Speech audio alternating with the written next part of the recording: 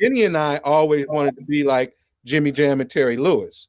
So we were always discussing what kind of groups we wanted to produce. We always wanted to do a girl group. So they were auditioning for, were they specifically looking for 4 young ladies, or were they just trying to see what they could catch?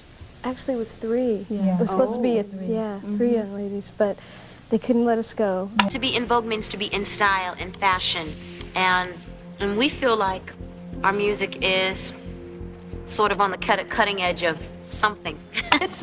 It can be intimidating, but some of them like the challenge. Definitely, we're really poor. Really. Talking about contracts for all of us, I never ever make it sound like I'm talking just for Dawn. It was never ever that. The group is still solidly together.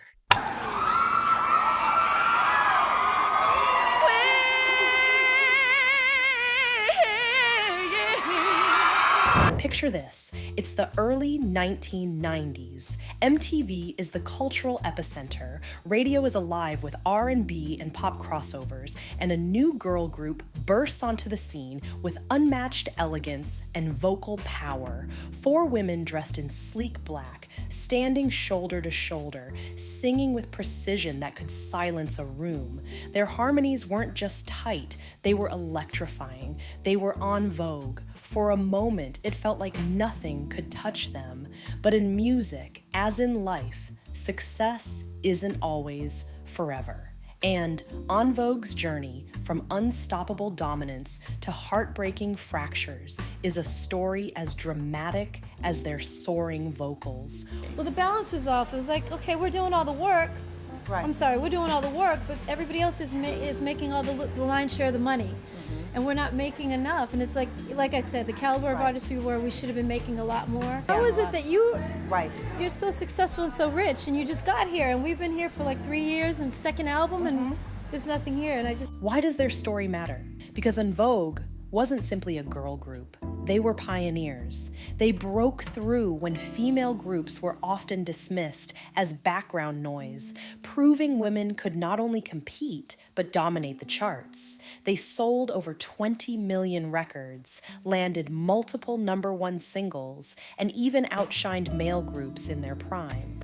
But just as their harmonies set them apart, the disharmony behind the scenes threatened to tear them apart. Their rise showed us the heights of possibility, while their fall revealed how fame, money, and ego can unravel even the tightest knit unit. En Vogue mattered not just for their music, but for what their trajectory revealed about the price of stardom. The story begins in Oakland, California in 1989. Producers Denzel Foster and Thomas McElroy, former members of the band Club Nouveau, had a vision to create a girl group with the sophistication of Motown and the boldness of contemporary R&B.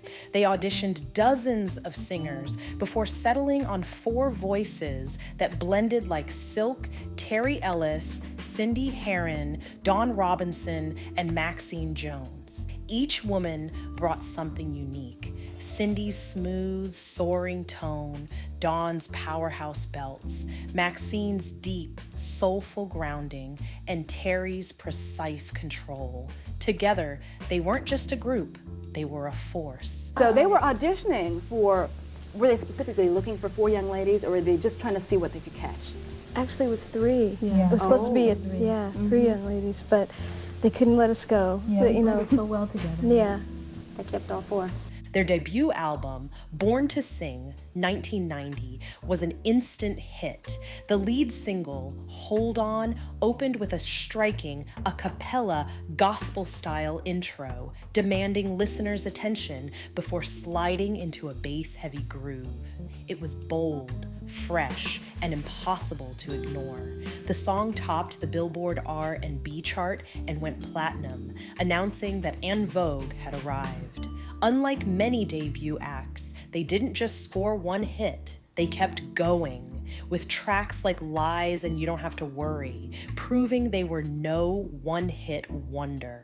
Their second album, Funky Divas, 1992, catapulted them into superstardom. Singles like My Lovin', You're Never Gonna Get It, and Free Your Mind weren't just catchy, they were cultural statements. Free Your Mind, in particular, tackled racial prejudice head-on, combining rock guitar riffs with R&B vocals in a way that demanded attention. At a time when pop groups were often bubblegum light, En Vogue was unafraid to confront social issues while still delivering undeniable hits. By the mid-90s, they were everywhere, on MTV, on the Grammy stage, on magazine covers. They weren't just singers, they were fashion icons, blending glamour with empowerment. Their harmonies set them apart, but it was their presence, the sense that these women were larger than life, that made them unforgettable. But even at their peak, there were signs of trouble brewing.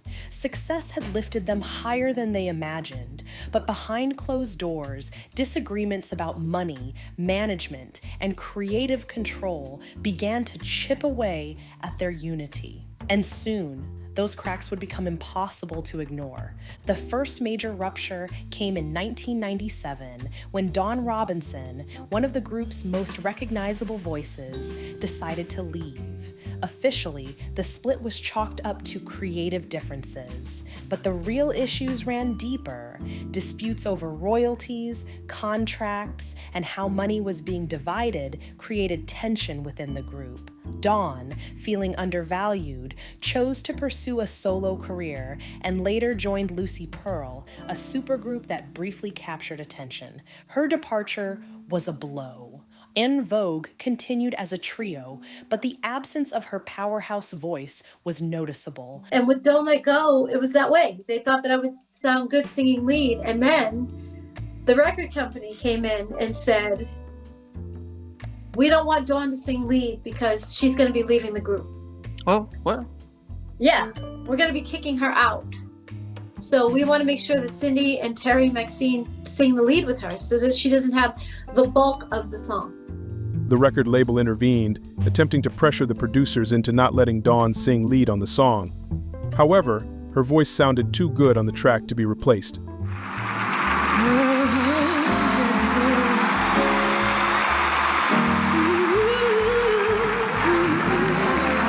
Fans who had fallen in love with the original lineup felt something was missing.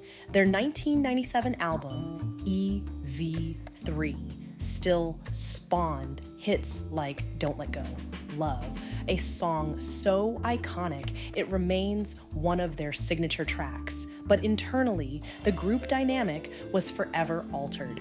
As the 2000s rolled in, the music industry shifted. Pop was dominated by teen acts like Britney Spears and NSYNC, while R&B saw the rise of Destiny's Child. En Vogue struggled to keep their footing. Behind the scenes, more turmoil erupted. Maxine Jones left in 2001 over management disputes, further splintering the group.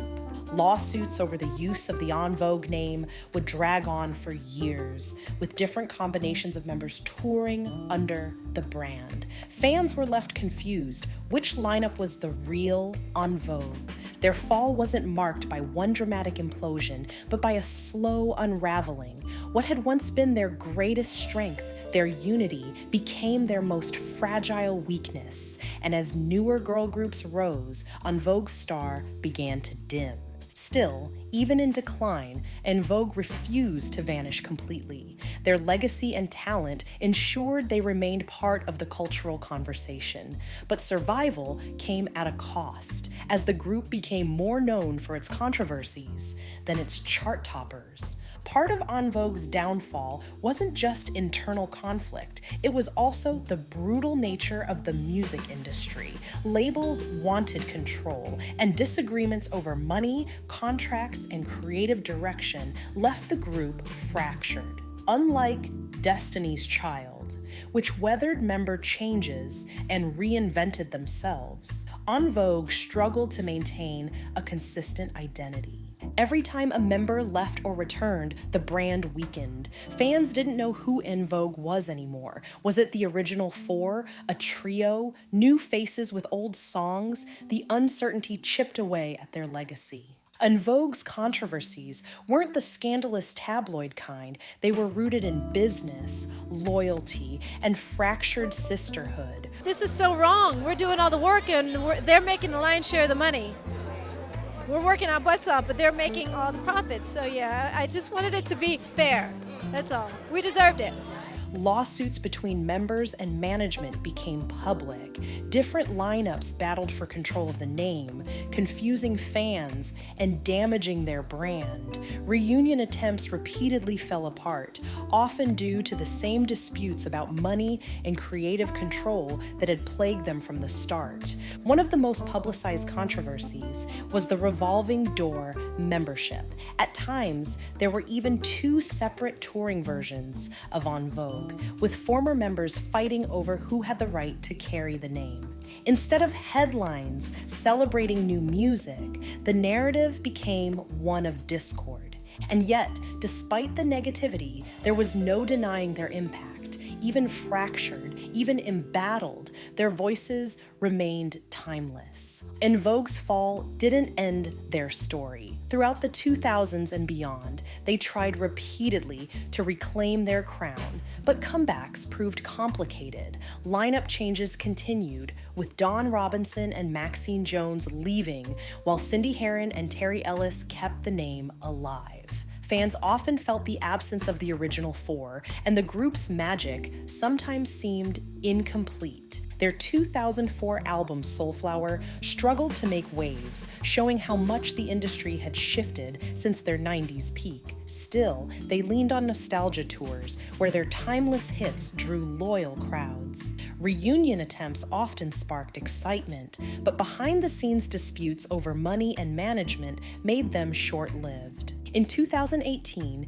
Electric Cafe marked their boldest return, blending electronic sounds with their signature harmonies. It wasn't a chart topper, but it proved they could still adapt and deliver artistry. These comebacks, though uneven, revealed something undeniable. En Vogue refused to fade. Whether as a duo, trio, or briefly reunited quartet, they reminded the world why their legacy could never truly disappear. So, if the group fractured and their dominance faded, what is their legacy? Why does the name En Vogue still spark respect decades later? The answer lies not just in their rise, but in what they represented at their height. Despite the struggles, En Vogue's impact on music is undeniable. They paved the way for countless girl groups that followed, from Destiny's Child to Little Mix. Their style, their vocal precision, and their ability to blend social commentary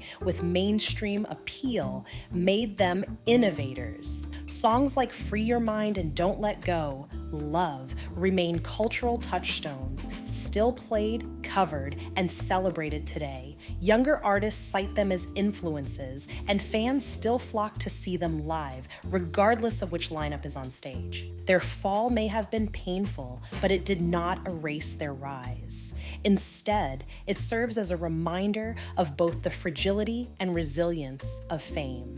They may not have sustained the unity that made them legendary, but their contribution to music is permanent. En Vogue's story is one of brilliance and heartbreak. They rose higher than most artists ever dream of, only to fall victim to the very pressures that come with success. But even through the conflicts and the controversies, one truth remains. When En Vogue sang together, something magical happened. Something that no lawsuit, no breakup, no industry shift could ever erase. They showed the world that girl groups could be powerful, stylish, and socially relevant all at once. And though their harmony may have fractured, their legacy will always remain in tune.